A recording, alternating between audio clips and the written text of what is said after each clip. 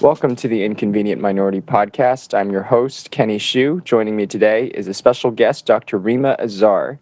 She is currently a professor of health psychology at Mount Ellison University, although we'll start to get into some of the complications regarding that. But she's done some very special work regarding psychology, neuroimmunology, and many other things. She's also from Canada and immigrated from Lebanon. Rima, it's great to have you. Thank you for having me, Kenny. Of course. So I was struck by your story. You appeared on the Jordan Peterson podcast. You appeared on several other podcasts to discuss the academic probation that you're currently on because of people complaining about your stances in your blog, and then you were put on paid or on unpaid academic leave because of that. Is that accurate? Yes, that's accurate. I'm currently suspended from work without pay from May until December, and I'm not allowed on campus as well. So what was the motivation for suspending you, or at least the stated motivation? Yes, can I start from the beginning a little bit? So it all Let's started. Do it. Yes. Can we in February? And so that's when the blog was sort of, if you want, discovered by a student saying that there is a blog, because I use a name called Bambi. It's not, which is the meaning of my first name in Arabic, and it's Bambi's thoughts. So Bambi's Afkar, it's called. I don't hide myself in the about of the blog. You can see my full name, but I talk like the deer, right? A deer. So that happened in February. There has been, an email and a public statement from the university on social media that there is a blog, trigger warning. It's a blog with, controversial topics. Like racism, systemic racism, colonialism, sexual violence, gender violence, things like that, and inviting complaints, students' complaints. So then student complaints arrived, there has been an investigation, and in May, based on that investigation report, a suspension.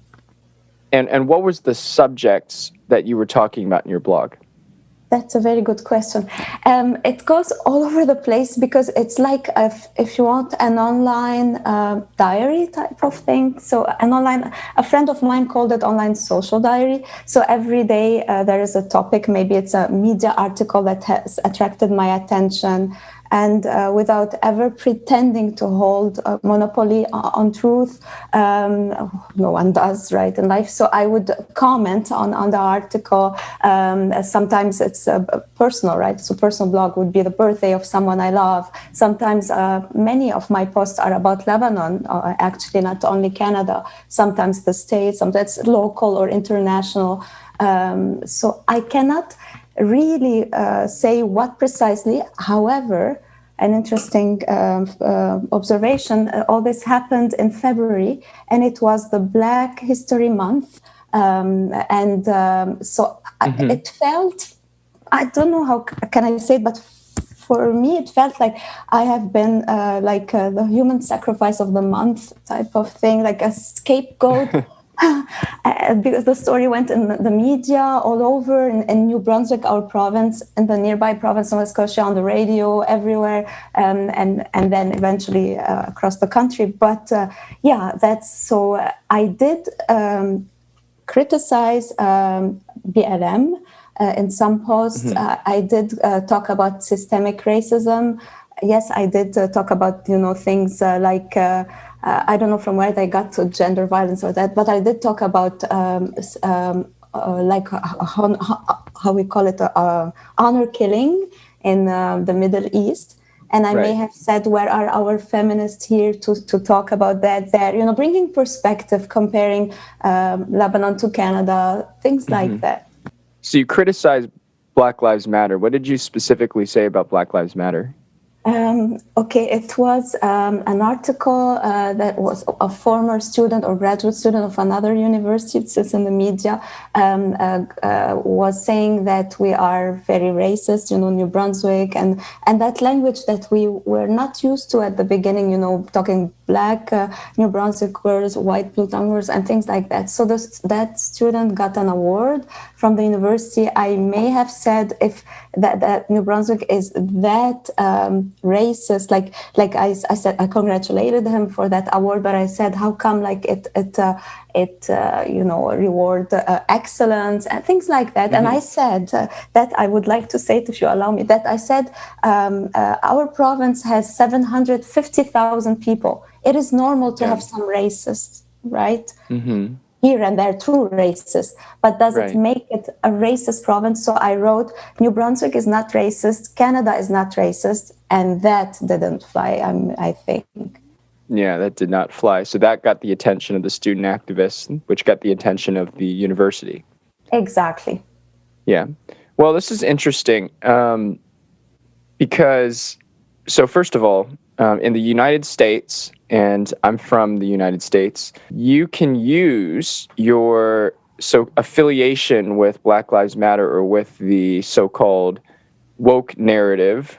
I use that ironically to gain various privileges. For example, somebody got into Harvard University after writing Black Lives Matter on his essay 83 times. I'm not sure if it was exactly 83, but he wrote it a lot of times and he got into Harvard with that essay. That was his essay.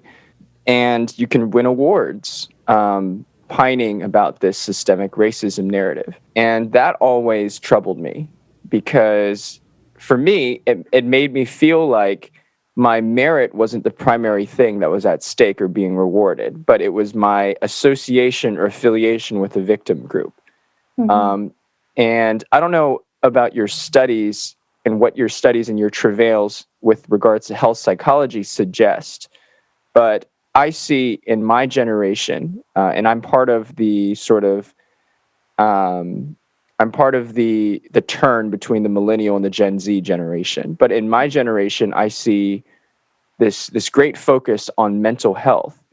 And I don't see how putting yourself and pining yourself into a victim group is going to help you mentally, is going to be therapeutic towards your overall mental and health development. And yet it is currently being incentivized by the top universities and fellowships in the nation. I agree with you, and I'm eager to read your new book. Can you remind me of the title? It's An Inconvenient Minority, right? It's called? Yes, An Inconvenient Minority, yeah. Yes, I bought it, and it's on the way. I totally agree with you. I think that approach is not only unhealthy, it's unfair to everyone, even to supposedly, I think, saying that to bring justice certain group that didn't make, like, it's like a competition between oppression or what, like we have that like the excellence you speak about in Asian Americans, not only maybe of Chinese origins, but also from other places, so Asian group, right?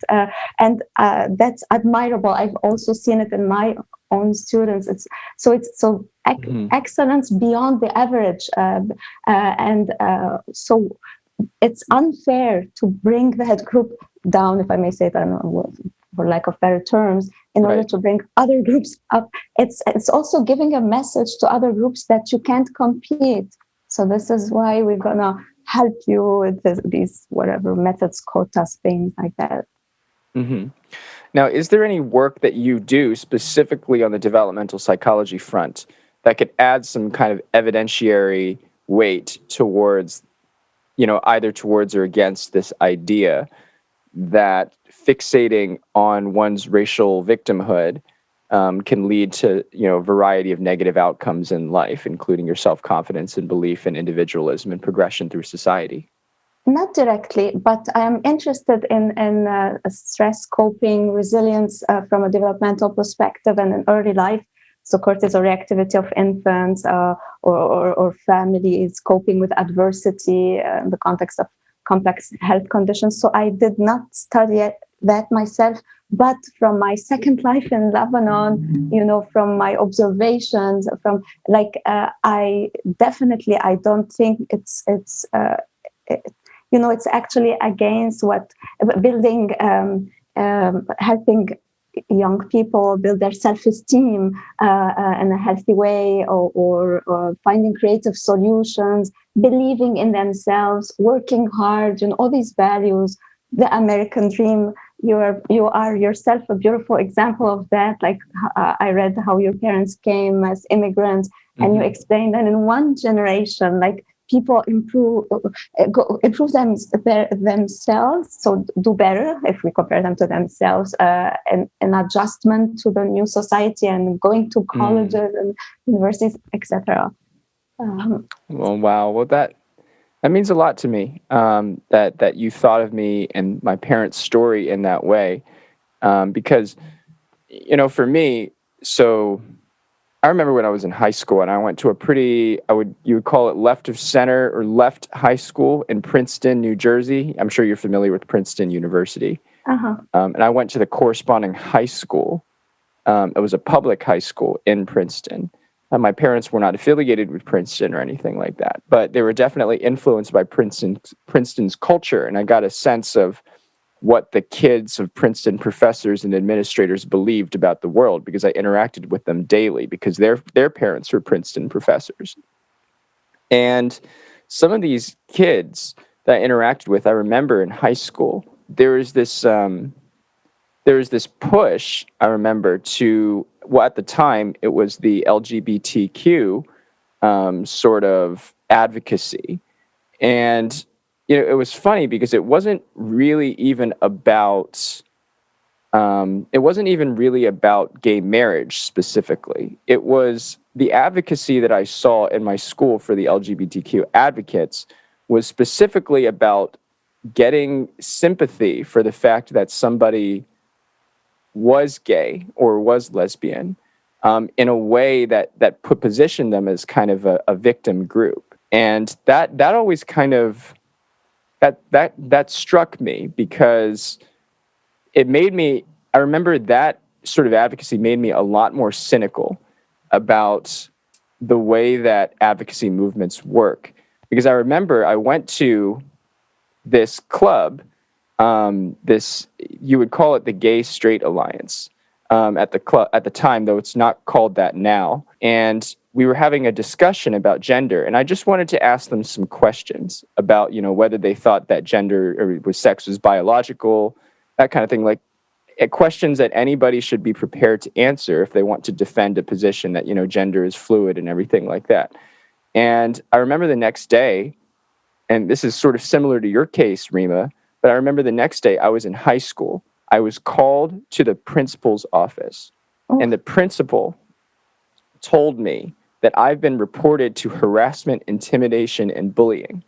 And the only thing that I said at this place was, how can you say that gender is a social construct if it is very clear that boys have some biological difference than girls in very many capacities, in X, Y, and Z capacity.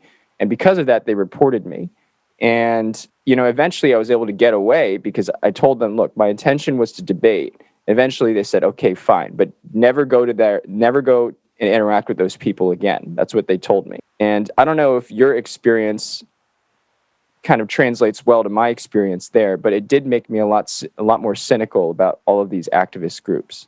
And you were much younger than me, right? So I was like 16 years old. Yeah, 16. That's horrible, and getting that shaming at school and all that, and yet you don't seem like someone who did. You are not someone who would say use the same approach, victim. You have your ideas. I wish they can hear you talk or read your book right now.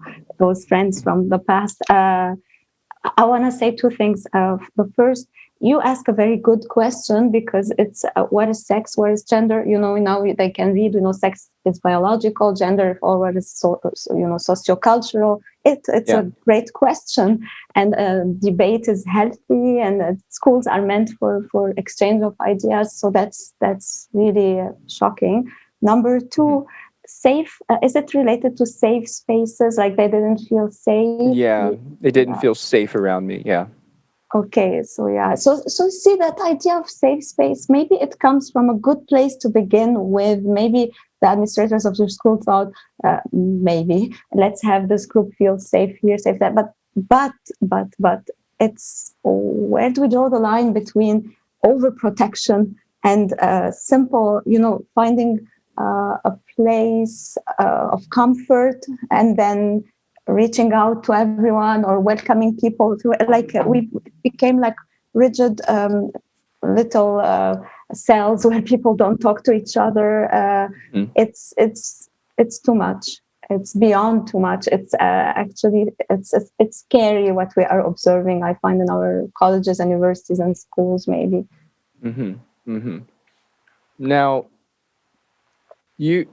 Now you also question the existence of systemic racism in California in your article.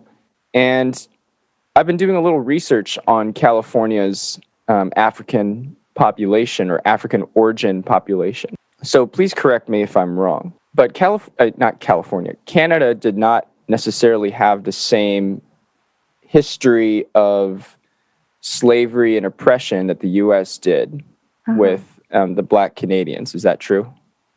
Yes, some historians would say that we did, but also we had some people who may have escaped coming here. But I'm happy you brought that up, because I do think that narrative of the history and the states that I'm not like an expert in is actually American. It's not Canadian. So we are bringing that here. It's actually not serving our own issues. We did have issues with indigenous people. We still have, consequences and all that. So I'm happy you brought that up. I don't know if I answered that. So systemic racism, for me, any concept, we need to define it before talking about it. Like, what are we talking about? Why can't I say that what is systemic racism? Is it a system? And if it's a system, which system? Is it the healthcare system, the justice system, all the systems? What is it in the system? The people, the system itself? Like, we need to know what we're talking about. Why can't we just question that? Plus, I'm not the only one, and probably you're not the only one. In Canada, 80%, there has been a survey recently, 80% of people think that we are not racist or systemically racist as a country. And yet I got the treatment that I got. You see what I'm trying to say? Yeah, but then what is their argument then? What is their argument that Canada is systemically racist? There are no clear arguments in my mind. There are more high emotions and less ideas. So the argument is that we are systemically racist against even against immigrants. Like, maybe what bothers them the most is that I'm not saying what I'm supposed to be saying as the old immigrant, or the whatever you want to see me, put me in a group, Lebanese, Arab, something like that. I'm also Quebecer. I happen to be from Quebec, lived in Quebec 15 years, lived in Ontario 4 years, and now in New Brunswick 15, almost 13 years actually. So it's that, like, the narrative, I don't fit the narrative, and I'm not like saying yes to what is being. Had I said that, I wouldn't have had any issue. I think the problem with systemic racism is to see that they see racism as going in one direction only. Racism can go in all directions, right? Each group against every group. Like, I don't know if I'm answering your question. Yeah, no, there's definitely racism. I mean, I just had Samuel Say on my podcast last week, and he is a Canadian who immigrated from Ghana. And the first time he literally stepped foot in Canada, he was beaten up by a white dude. And he actually was taught not to resist because he thought that the police would be against him if he did resist. And So I don't deny that. And he goes back and he says, I can't, if I was being rational about it, it may have been that he just didn't like me. He didn't have to necessarily deal with race. Now, it could have done something with race. But when we don't like and studies show that when we don't like people, we will come up with all sorts of reasons why we don't like somebody, and some of those reasons could be racial. Some of those reasons could be otherwise, so whether it's racial or not, but, you also need to understand that there's definitely racism from Black Americans to other Americans as well. And just take a look at one Asian woman who was pushed down by by a Black man who called her the coronavirus, in Oakland, California. Wow. So I'm not of the prejudice that racism is entirely one way. And I think to make a sweeping claim like systemic racism, you need extraordinary evidence. And I really don't think that of current systemic racism, and I really don't think that evidence is justified by all standards of social science that we should use to justify in our society. I agree with you. And also, maybe if we talk about Canada, maybe if we go specifically to certain things, I think we have some a law. The exact name is about, maybe people asking for a change, but I think it's the Indian Act or something. That the name already is somehow right. So maybe there is something systemic discrimination there, from the state. I agree specifically for that one. But to say that Canada is systemic, your parents would have not immigrated to the United States had it been as systemically racist, right? Or my parents or my family to Canada. So I think, like you, we don't have evidence. It's lacking. And if you question that, you're called racist. So it's absurd. Now, some people, I'll tell you what the argument on the left is about Asians, or about Asian immigrants in particular. Some people would say that because you came here and you're educated, you went to obviously a very nice university, you were put in a very diverse society, that you have not experienced sort of the travails of systemic racism as other people have. What would you say to that? I hear that also for others here, other groups, or they may tell me you did not experience it. But what do I say to that?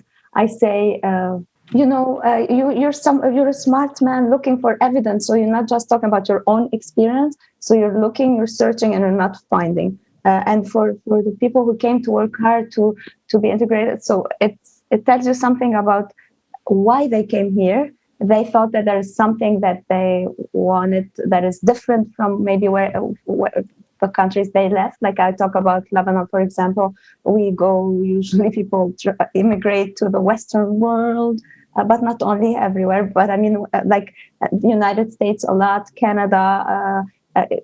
We look up for the Western world it's precisely for these values that there are laws if you do criminal acts, but you have the freedom to be whom you are, to not be limited to one, only people seeing your religion only or your color or whatever aspect of you. But now we're getting into that with the gender, whatever categories that want to put us in.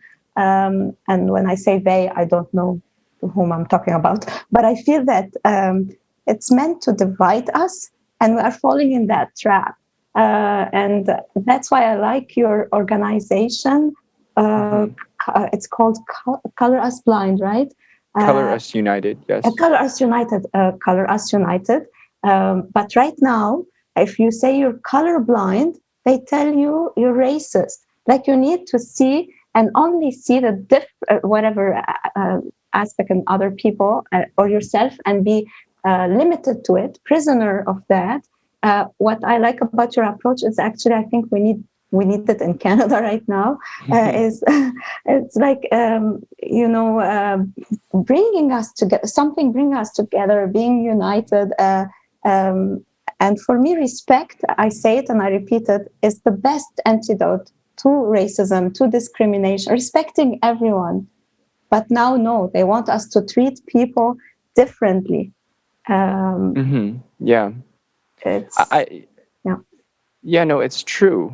It's true. And they want you specifically to treat people differently based on a stereotype of your Yes, group. If you are Black, you are automatically oppressed. So that means that we need to treat you in a accommodating or infantilizing way. And I think that is insulting towards absolutely, many Black people. And in fact, the absolutely. Black people, Black Americans who I talk to about this specific issue say, I hate the fact that people will look at me and assume things about me based on the fact that I'm Black, because Black Americans are like 60 million people in America, or 50 million people in America, and to say that every one of those people are the same kind of person is very insulting and very generalizing. And the same thing with Asians, or to say that all of them have the same history of oppression is insulting, I think. Absolutely. Because what it does is it marginalizes the truly underprivileged from those that merely profit off of a victim currency. The thought about this idea of systemic racism is troubling to me because of this interesting quote that I just pulled up. It was a debate between F. Scott Fitzgerald and Ernest Hemingway. Do you know either of those writers? One of them. Yeah. They're both prominent American writers. Uh-huh. And F. Scott Fitzgerald says to Ernest Hemingway, the rich are different from you and me. And then Hemingway replied, yes, they've got more money. And it's kind of like Fitzgerald's perspective was that people who live in a separate class are truly different. They're truly... they have different lifestyles. They have different personalities. They just live in a different world. And then Hemingway says, no, they aren't actually that different. They're like you and me, but they have a different perspective. And I fear that, my feeling is that the critical race theorists today, or the race panderers or race theorists, whatever you want to call them, are trying to disassociate minorities, and especially Blacks or Black Americans, from the rest of the experience of Americans or Canadians or North Americans. They're trying to create a separate experience and a separate world for these people, when the reality is, the evidence shows, and you and I have studied this for a long time, the evidence shows that, regardless of your race, people have similar problems. People, all have problems with... Most people's problems are actually with regards to their intimate relationships. People have relationship problems. People have problems of poverty. People have problems of education. But these are not racial problems specifically. These are problems that intersect with both Black people and white people and Asian people and Hispanic people in this country. And so that's my diagnosis of what's happening with what racial theorists are trying to do. Yes, and I'm not an expert of this theory, but many of my posts actually criticize it or comment on articles, media articles, aspects of it. Like it's nonsense. It doesn't make any sense. It is dangerous even. And for me, this obsession with race is so unhealthy. It's actually, we can call it racist. It's like when you're too obsessed with something like that, and there are other concepts related to it, like that I like, white privilege, white whatever they call it, white fragility, things like that. Like yeah. I listened once, I don't know if you're familiar with them, but they are from Quebec and mainly French speaking. Dr. Mathieu Bocoté was interviewing, her name I think is Joëlle Quérin, probably Dr. Quérin or Joëlle Quérin, sociologist. And she explained it really well, that concept, saying that systemic racism may have come in sociology from systemic discrimination in the past. And she said, I'm not a sociologist again, and she said that they establish in sociology that race does not exist from sociological perspective. Right. I wonder if this is what you are trying to say, that we share, the same concerns, money or poverty, right, or relationships. I would say it also for Lebanon, like for many years during civil war, sectarianism made people think that there are, oh my God, different, there were weapons and people were fighting, right? But in the end, everyone there knows that it's, they reject that sectarianism. They don't want it. They don't want that system anymore. Whereas here, we are trying to bring it. Here, I am shocked. It's shocking, actually. Yeah, it's shocking. It's interesting that you mentioned systemic racism comes from the idea of systemic discrimination.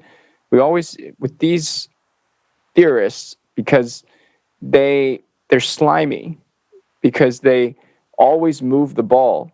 So you always have to go directly to the etymology. This is why etymology is so important. You have to trace the origin.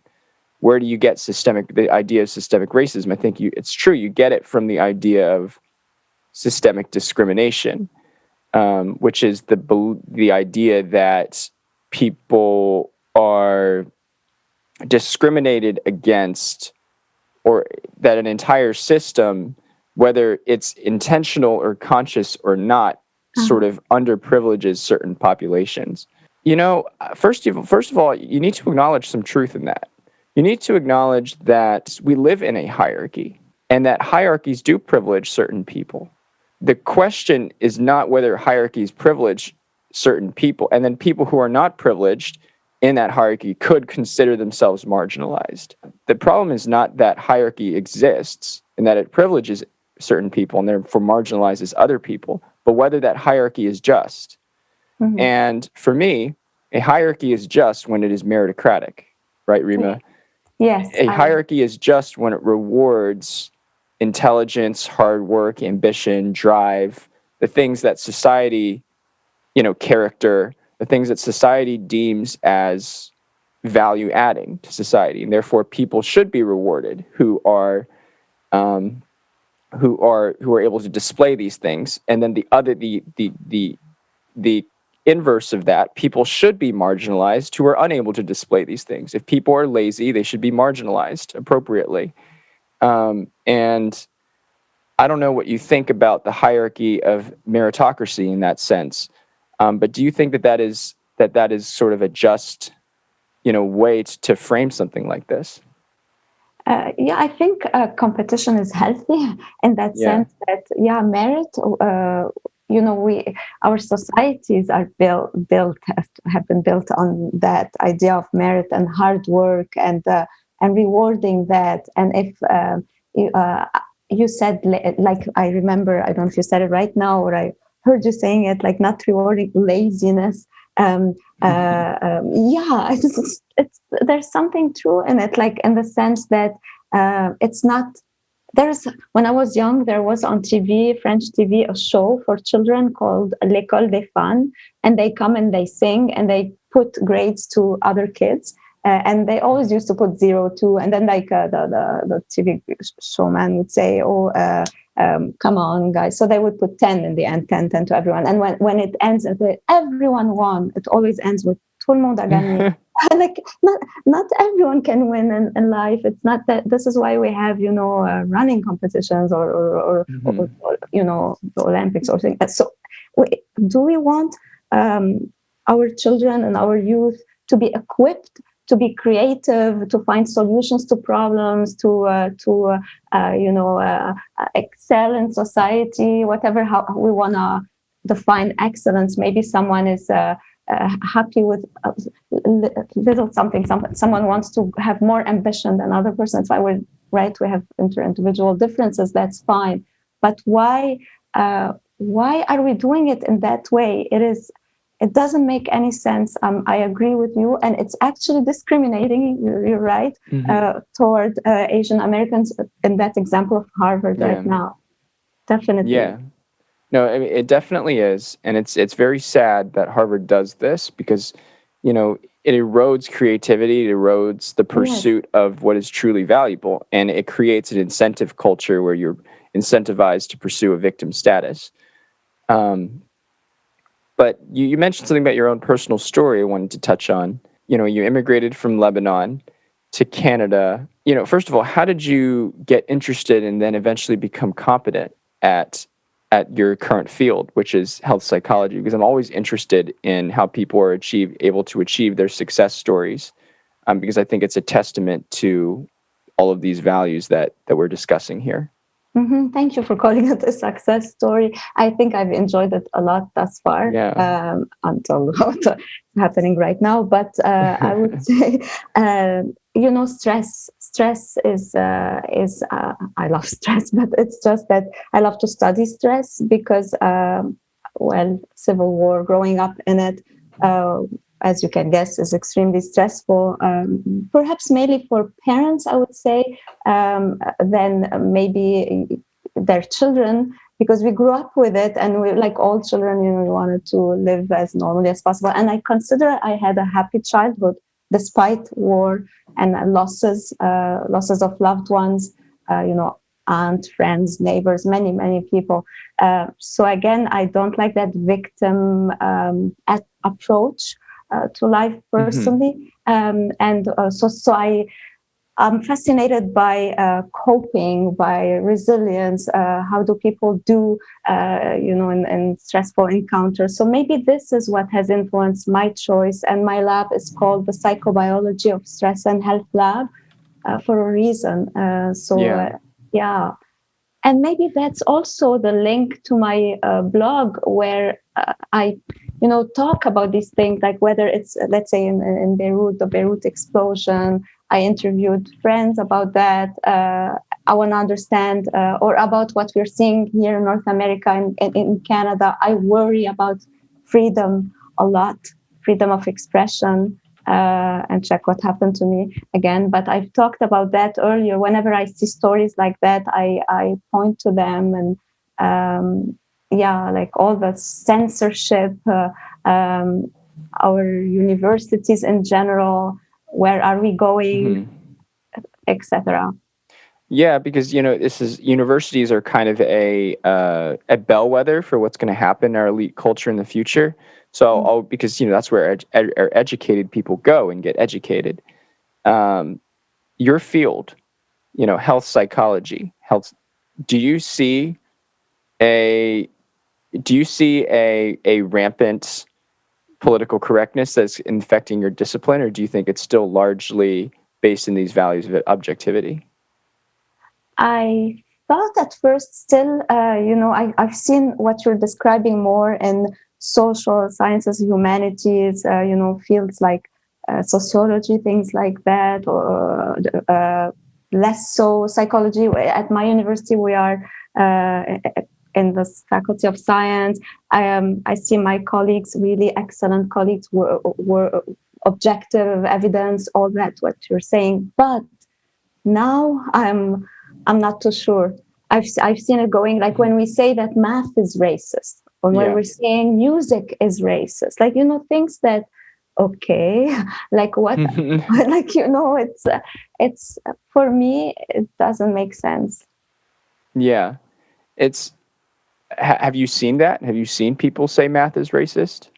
Yeah, I heard that in Ontario, but maybe they I didn't follow the story completely. I think they changed their mind, but school boards, high schools or elementary schools, I don't know precisely, were saying in their language, like there was something about math being racist.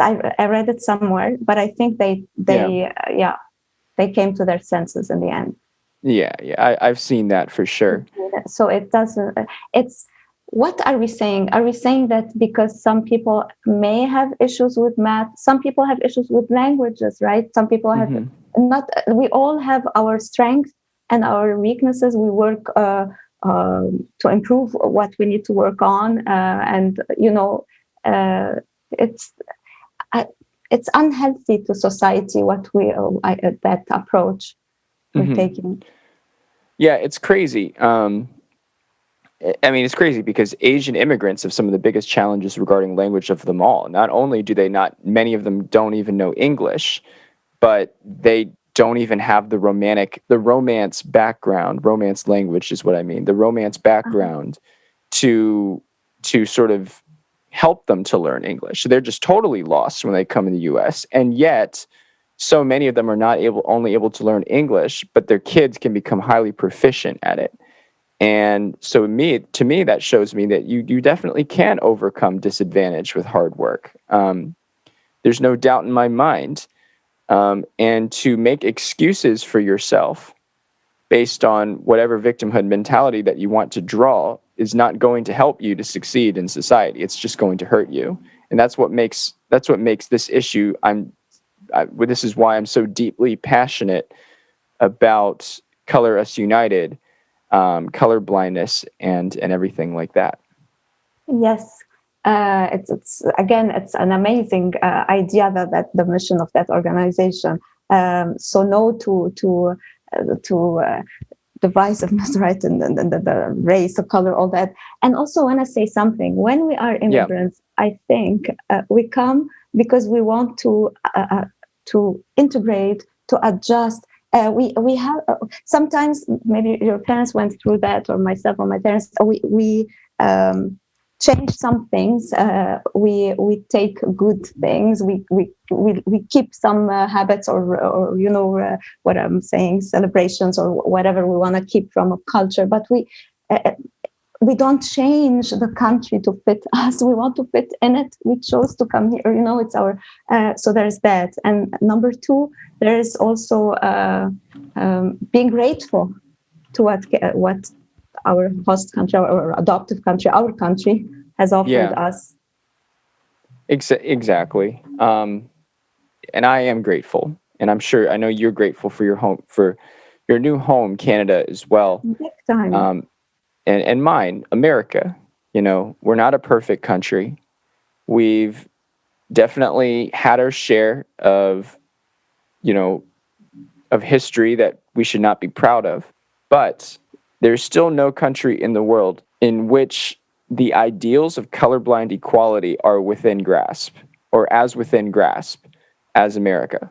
Uh-huh. And I truly believe that, because seeing people of all different backgrounds across the world, it's like people think that there's no tribal divisions in the rest of the world. That's so silly.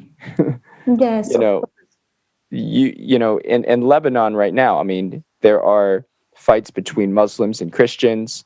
There are fights between minorities and majorities in Egypt, everything like that, that have hardened.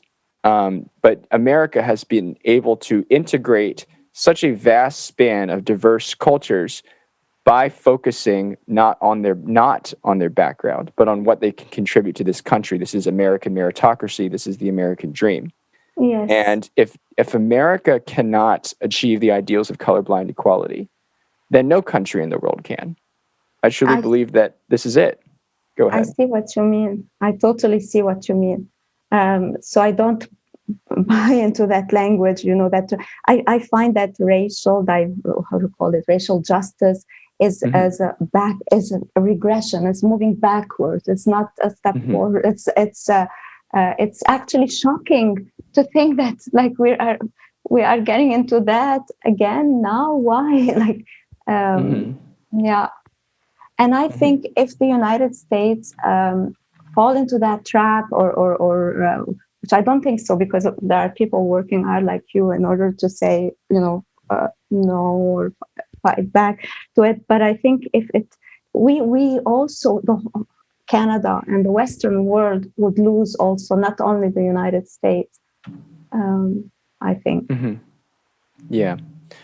Okay, Rima. Well, this has been an incredible conversation. And I know you're also in need of legal defense. So do you want to explain a little bit of that? Yes, I am happy, grateful to have the support of my union. And so there is an arbitration that is going to happen. So that is one part of it. So we are now into setting dates, etc. So that and also I have a personal GoFundMe campaign for my personal legal defense for whatever other options on the table or that could be on the table. Wow, well, this is well, this is so important. So if your listeners are inspired, interested in Rima's story and her thoughts on society, I encourage you to go and contribute to her fund at her own personal website, at her GoFundMe, and everything like that. That would be a lot. But Rima, it was great having you. It was great, talking so much about your personal story and your life and your thoughts. And I wish you all the best in your legal protection. And thank you so much for joining me. Thank you so much for having me. And please keep doing what you're doing. Thank you so much. Thank you. Hey, this is Kenny Shu. If you guys enjoyed this podcast, you should buy my book, An Inconvenient Minority, The Attack on Asian American Excellence and the Fight for Meritocracy. It's out today everywhere. Amazon, Barnes & Noble, Walmart, IndieBound. Get it from your favorite local bookstore. Get it on Amazon today. Really appreciate you guys investing in the podcast, but go out and buy the book because it tells about all these ideas in a much greater detail than I could ever do in a single podcast. So get it today, and thanks for listening.